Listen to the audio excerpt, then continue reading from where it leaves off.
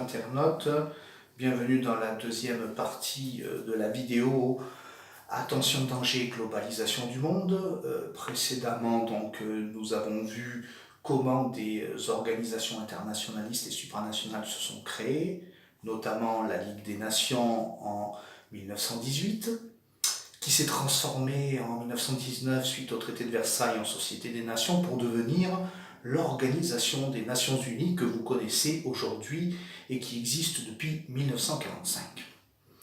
En Europe, on n'est pas resté à rien faire, bien au contraire, puisqu'à la fin du plan Marshall, Robert Schuman, ministre des Affaires étrangères français, et Jean Monnet, haut commissaire au plan, ont décidé, en accord avec l'Allemagne, de créer la Communauté européenne du charbon et de l'acier.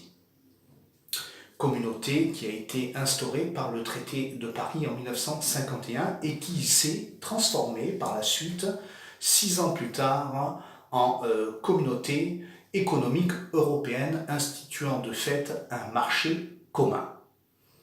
De fil en aiguille, de traité en traité, tout cela a abouti sur l'Union européenne que vous connaissez aujourd'hui et dont vous êtes bien entendu les citoyens. Pourquoi donc je proteste contre ces organisations? Tout simplement parce qu'elles veulent régir le monde.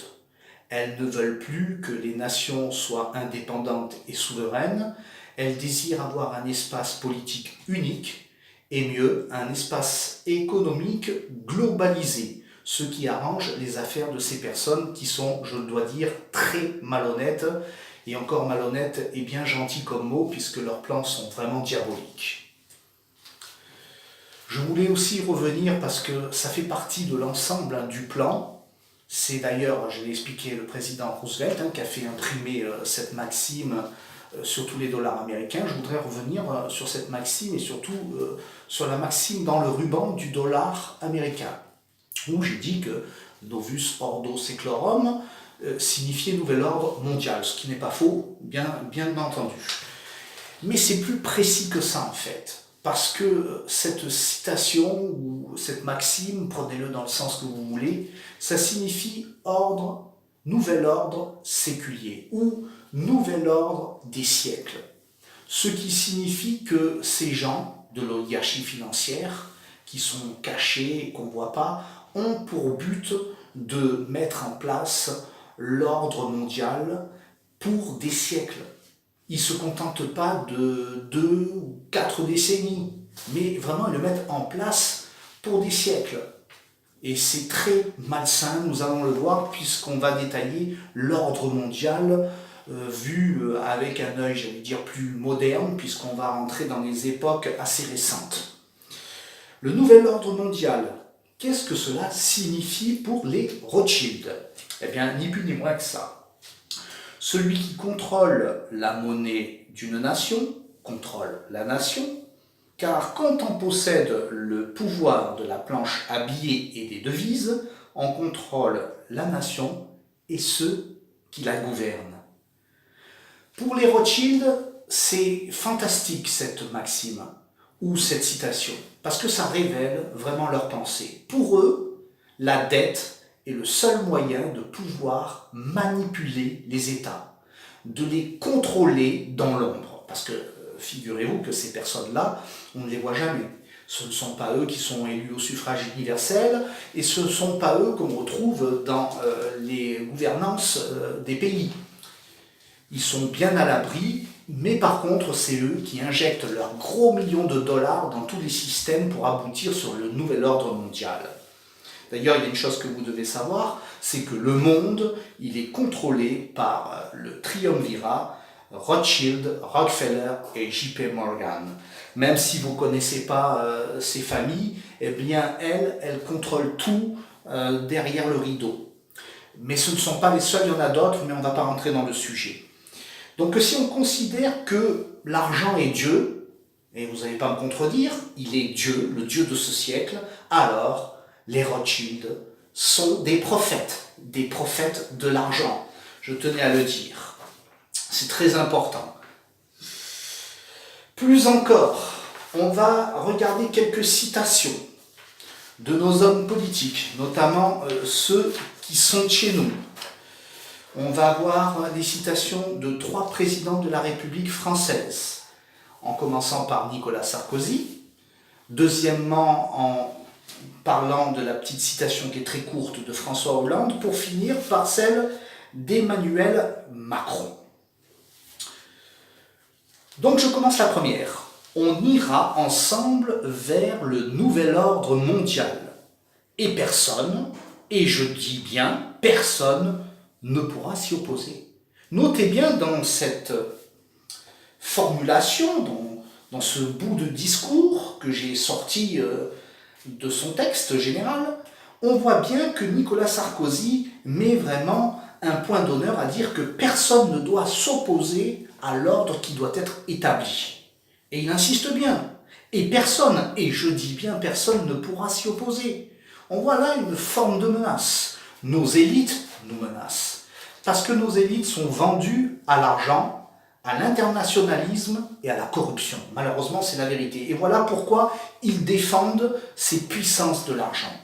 Monsieur François Hollande, qui devait être l'ennemi de la finance, a dit « Jamais la nécessité d'un nouvel ordre international m'a paru aussi nécessaire ». C'est quand même étrange que, soi-disant, l'ennemi socialiste de la finance, lui-même est allé directement se vautrer dans les bras de Rothschild. C'est incroyable. Quand on y pense, c'est même complètement fou.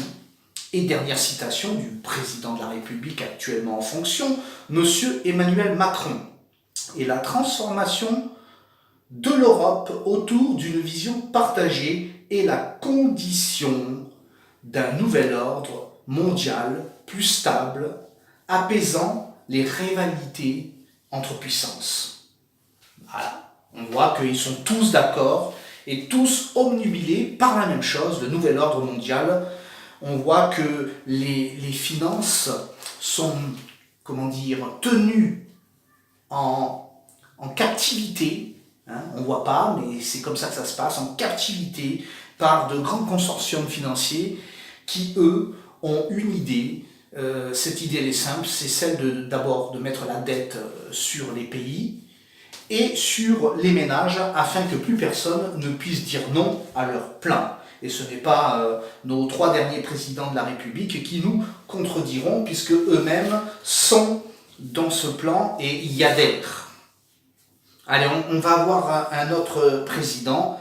Lui, il n'est plus en activité, mais il a été président des États-Unis, George Bush Senior. Alors, George Bush Senior, il a été étudiant à l'université de Yale.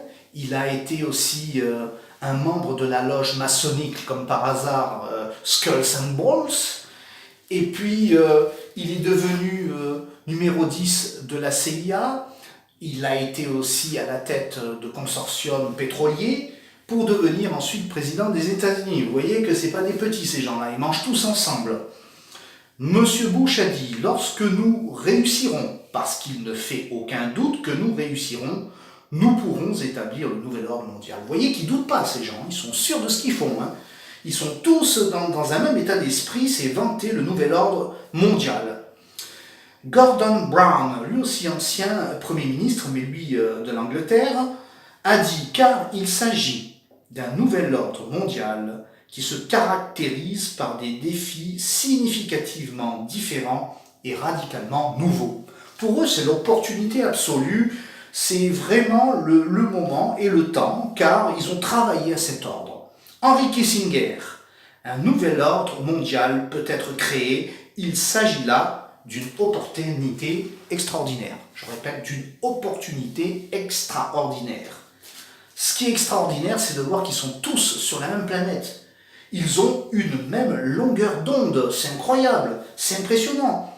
Et ne pensez pas que ces gens ont raison. Parce que même si l'ordre mondial paraît une bonne idée, unir les pays, les peuples au travers d'un projet commun paraît une bonne idée, il n'en est rien. Parce que derrière se cache une dictature qui sera impitoyable. Une dictature mise en place par des dictateurs, j'y arrive, qui seront impitoyables et méchants. Car ils vont instaurer carrément une dictature de fer. Pour les mondialistes, mes amis, il faut que je vous dise une chose. la pensée est claire, elle arrive comme ça, il y a un questionnement qui arrive chez eux, c'est la liberté du peuple est dangereuse. C'est une réalité pour eux, la liberté du peuple est dangereuse, il faut y remédier.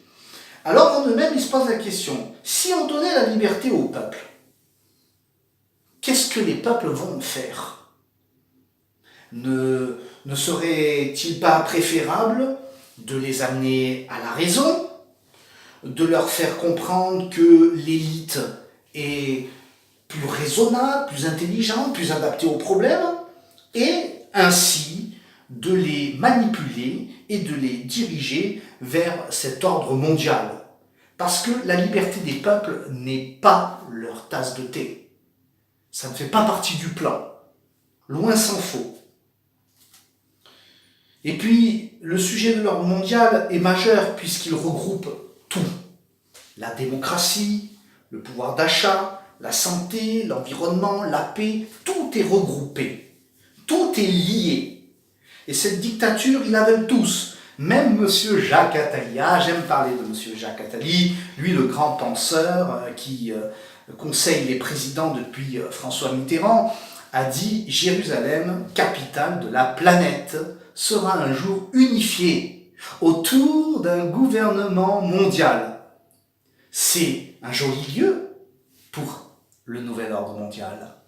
Alors lui, il a fait fort, carrément, il a décidé dans sa petite tête de moineau de faire en sorte que Jérusalem soit la capitale du nouvel ordre mondial.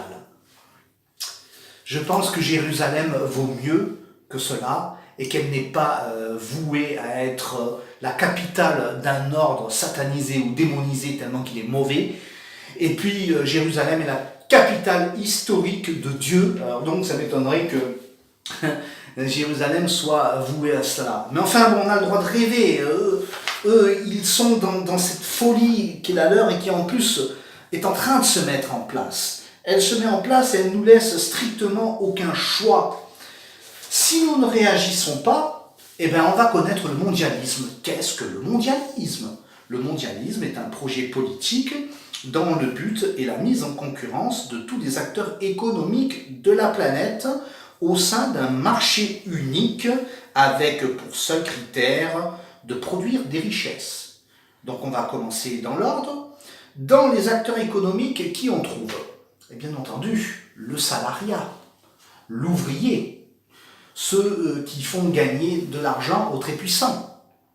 Pour eux, mettre en concurrence tous les salariés du monde et la capacité de changer le système, faire en sorte qu'il n'y ait plus de systèmes nationaux, mais qu'il y ait un système mondialisé qui permette, bien entendu, aux patrons de baisser les salaires et aux États de ramener les conditions de vie à presque rien.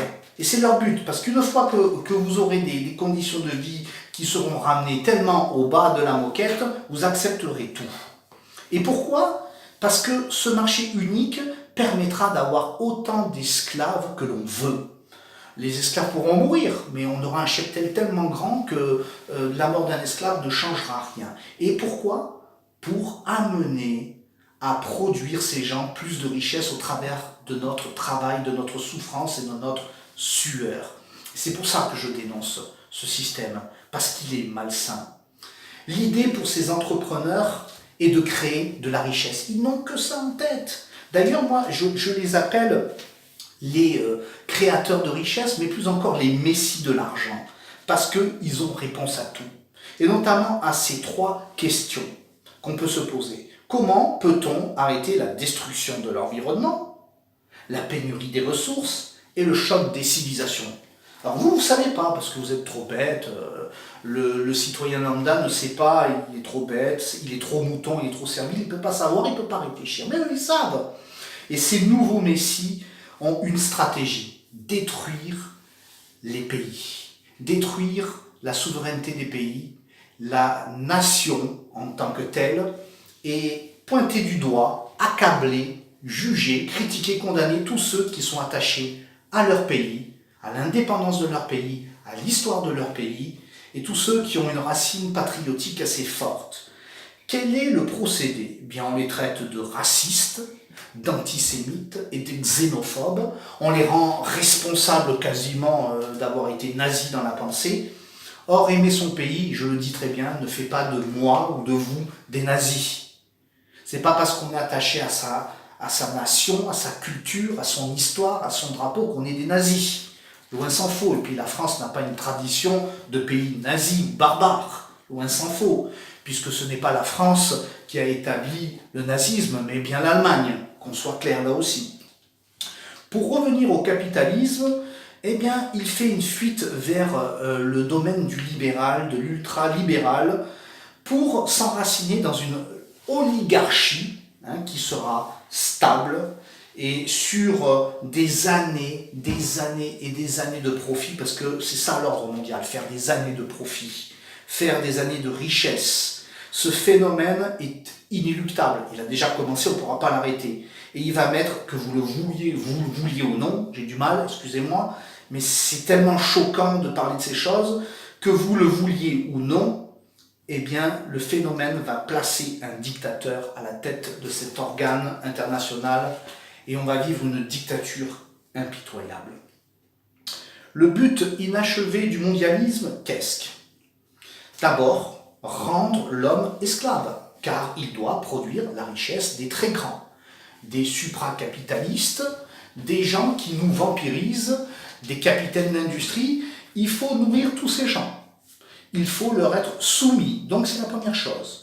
Et puis après, comme si ce n'était pas assez, non seulement nous devons produire leur richesse et être des esclaves par rapport à notre envie compulsive de consommer et donc de crédit, de faire des crédits, de créditer notre compte pour rembourser le crédit que nous avons nous-mêmes crédité. C'est une horreur, c'est une boucle qui n'a plus de fin, c'est une boucle sans nom. Et donc, ils nous tiennent comme ça. Vous voyez, comment on tient les foyers? On leur fait contracter des crédits, ils sont endettés sur plusieurs années, et bien entendu, ça empêche de réfléchir premièrement, ça abrutit, je dirais même, et en plus, ça évite d'être syndicalisé et d'aller sortir dans la rue, manifester pour des droits qui sont élémentaires et vitaux dans la vie de citoyen. Et c'est comme ça qu'ils nous tiennent. Ils nous tiennent par les crédits. Et comment font-ils ces gens? Eh bien, tout simplement, ils enlèvent toutes les barrières. D'abord, on enlève les barrières de la morale, parce que là-dedans, il n'y a aucune moralité. On enlève les barrières de la culture, parce que pour eux, la culture française, ça n'existe pas. Ça nous rappelle ce que disait M. Macron, la culture française n'existe pas. Donc pour eux, ils cassent aussi notre culture française, et par le biais de lois, ils nous enlèvent la souveraineté de nos frontières. Donc ils suppriment les frontières pour qu'il y ait un espace unique où les marchandises et les personnes vont circuler à leur gré. Donc cet ordre mondial, il veut quoi? Vous l'avez compris, la suppression des frontières. Ça, c'est indispensable. Par la suite, il veut que les banques d'affaires et les banques commerciales fusionnent et deviennent des super banques universelles dont on n'a plus de contrôle sur eux. Ils veulent aussi diaboliser à l'extrême le sentiment national afin de vous rendre responsable de tous les actes racistes et antisémites de la Terre. Pour eux, ils pensent que les nazis ont créé le courant antisémite, xénophobe, et que finalement, parce qu'aujourd'hui vous défendez votre nation, vous êtes forcément xénophobe. C'est faux, et je tiens à m'insurger face à ça. Il y a aussi l'échec du communisme, qui a montré que finalement le communisme n'était pas en capacité, n'était pas apte à pouvoir gérer les problèmes économiques et sociaux du monde moderne, et l'alliance entre les différents impérialismes apparatchiks. Et le pire là-dedans, c'est l'effondrement du christianisme. Car une chose que je dois dire là-dedans, et qui est réelle, c'est qu'on ne veut plus de christianisme. Le christianisme a une certaine morale, a une certaine vertu, et on n'en veut plus. Parce qu'on détruit aujourd'hui efficacement la cellule familiale, notamment au travers de plusieurs mesures, la femme qui travaille, par rapport à l'homosexualité, mais bon, c'est pas le débat, par rapport au divorce, on a admis l'avortement et la contraception facile, et on voit les dérives du monde. Tout ça, c'est nos oligarques dans l'ombre qui font. Ils travaillent de façon intelligente, on ne le voit pas, mais c'est ce qui arrive. C'est déjà arrivé d'ailleurs. Hein. Et après, le pire, c'est le transfert d'autorité allant du monde politique au monde financier. C'est-à-dire que le monde politique devient ni plus ni moins le débiteur du monde financier, qui lui est le créancier. Et eux, ils ont un but, c'est d'infiltrer tous les gouvernements, d'infiltrer tous les organes de l'État. Ils sont partout, vous les retrouvez partout. Ben, normal, en plus, ce sont des francs-maçons, donc ils sont frères et on les retrouve partout, ces gens-là. Entre frères, on se protège. Et ils ont pour but, comme je disais, de se répandre partout, dans la politique, on les retrouve chez les industriels, dans les cadres supérieurs, ce sont des banquiers, des membres influents des médias, oh les médias, hein, je pense un peu à vous aussi, et du monde du spectacle. Et tous ces gens vantent sans cesse les mérites du nouvel ordre mondial, notamment en s'attaquant à ceux qui aiment leur nation, en les traitant de racistes et de xénophobes, ce qui est une hérésie complète. Ce n'est pas possible d'accepter de telles dérives de leur part. Moi je dis que j'aime mon pays, je ne suis pas xénophobe, je ne l'ai jamais été, je ne le serai jamais, et c'est ça que je mets devant vous. Je veux défendre les intérêts de la France. La France est mon pays, et je ne veux pas être citoyen du monde. Le monde c'est le monde et la France c'est la France, qu'on soit bien clair avec ça. C'est pour ça que je refuse la gouvernance mondiale, qui est faite d'ailleurs pour créer des dettes au niveau des États, créer des dettes dans les foyers. Et c'est par les dettes que ce nouvel ordre mondial va arriver. Parce que quand vous êtes endetté, ben vous n'avez pas le moyen d'action. Vous ne pouvez plus parler, vous êtes muselé. Et c'est ce qu'ils font, ces gens, ils nous musellent. Est-ce que l'absence de faillite au sein d'une société serait mieux ou serait envisageable? En fait, la faillite n'est pas grave, mes amis. Elle n'est pas grave. Elle n'est pas grave parce que ça peut arriver, une faillite. Et ce qui est grave, c'est quand les banquiers rachètent une dette et vous tiennent, entre guillemets, là où il faut, hein, je ne veux pas parler vulgairement, et ils vous tiennent où il faut par... Voilà, vous savez. Et donc là, vous ne pouvez plus rien faire. Vous ne pouvez plus rien faire parce que c'est eux qui dirigent, c'est eux qui orientent. Et c'est ce que je veux mettre devant vous. Le fait qu'ils vous manipulent, et c'est une catastrophe. La Grèce, il aurait fallu, si on voulait revenir sur le sujet grec, il aurait fallu que la Grèce ne soit pas obligée de rembourser cette dette qui ne se remboursera jamais. C'est une folie, c'est une hérésie. Mais il aurait bien fallu laver le pays, donc laver la Grèce de cette dette pour repartir. Mais non, c'est pas intéressant pour l'oligarchie financière. Parce que l'oligarchie financière, c'est rembourser leurs créances. C'est rembourser le crédit au prix de la vie, au prix du mépris de la vie. Pour eux, ils n'en ont rien à faire que vous tombez dans le burn-out, dans le suicide ou autre. C'est le prix de l'argent qui est au-dessus du prix de la vie. Ce sont des vampires et des monstres. C'est ce que je tiens à dire au travers de cette vidéo. J'espère que vous accorderez du crédit à cette vidéo, même si je sais qu'elle est un peu technique et un peu longue. Donc c'est comme ça peut-être qu'on va conclure pour le moment. On reprend la troisième partie juste après. Merci chers internautes.